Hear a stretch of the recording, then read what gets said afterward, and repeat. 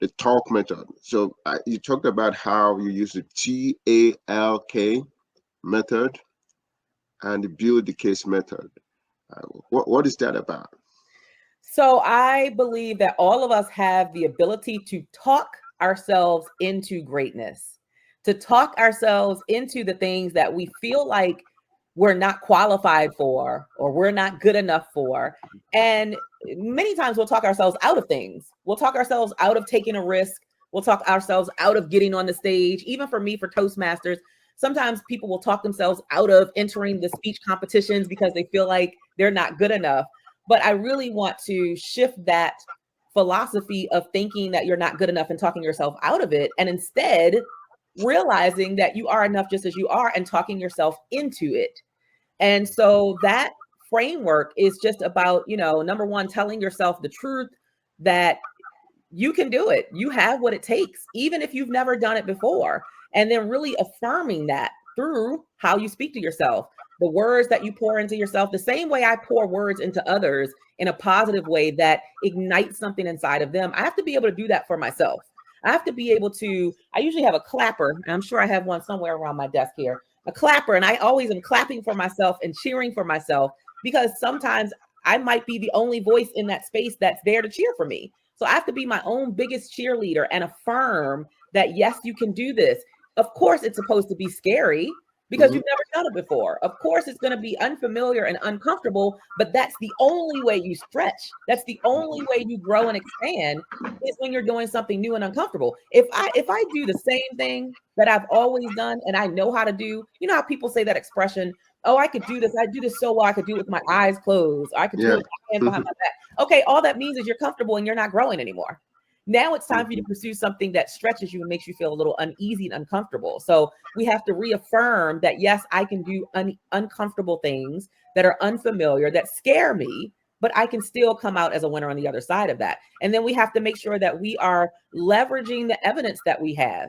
Like what have you done that has proven to yourself that you can do tough things, that you can do scary things? Because throughout your life, I'm sure there are things that you've done that you perhaps were terrified of initially, but now you're a pro at it. You're an expert at it.